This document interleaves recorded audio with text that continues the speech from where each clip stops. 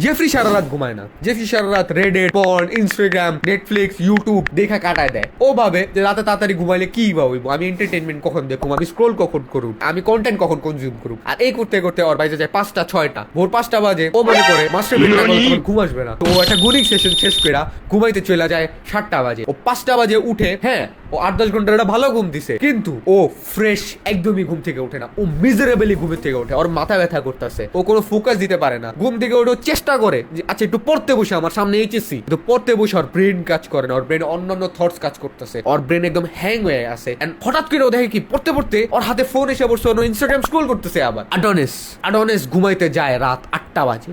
Adonis একটা perfect man. ও বুঝে যে স্লিপের ইম্পর্টেন্স কত। ও জানে যে ও যখন ভালো ঘুমাইতে পারবে ওর ব্রেন ভালো ফাংশন করবে, এন্ড ও নিজের সামনের কাজগুলাকে কনকার করতে পারবে, ও নিজের ট্রাইবকে লিড করতে পারবে, ও হান্ট করতে পারবে, ও এক্সারসাইজ করতে পারবে, ও শিখতে পারবে এবং নিজের বিজনেস, পড়ালেখা সবকিছুতে ভালোভাবে ফোকাস করতে পারবে। আমি খুব বাজে স্লিপ ইনসমনিয়াতে ভুগতাম। দেন আমি এই বুকটা ডিসকভার করি, ওয়াই উই স্লিপ, এন্ড এই বইটা পড়ার মাধ্যমে আমি বুঝতে পারি যে sleep equals to good. As a young man we should aspire to get at least 8 to 10 hours of sleep. And 8 to 10 hours of sleep মানে এটা না যে তুমি 8 ঘন্টা ঘুমাইছো, না। 8 ঘন্টা ঘুম মানে তুমি বিছনায় at least 9 থেকে 10 ঘন্টা কাটাইছো, because তোমার ঘুমাইতে টাইম লাগে এবং তুমি রাতের মাঝখানে কয়েকবার ঘুমের থেকে ওঠো। এটাকে বলে স্লিপ এফিসিয়েন্সি। তুমি যদি তোমার ঘুম ইমপ্রুভ করতে চাও, সর্বপ্রথম ঘুমানোর 1 ঘন্টা আগে ব্লু লাইট জাতীয় কোনো কিছু দেখো না। মোবাইলের মধ্যে, কম্পিউটারের মধ্যে যদি দেখতেই হয় একান্ত, ব্লু লাইট ফিল্টার দাও। এমন কোনো কন্টেন্ট দেখো না যেটা তোমাকে ট্রিগার করবে বা তোমাকে অ্যালার্ট করে দিবে। কারোর সাথে কোনো ঝগড়া করো না, এর মানে নিজের গার্লফ্রেন্ডের সাথে রাত বিরাতি কথা গিয়ে ঝগড়া করো না। ঘুমানোর 1 ঘন্টা আগে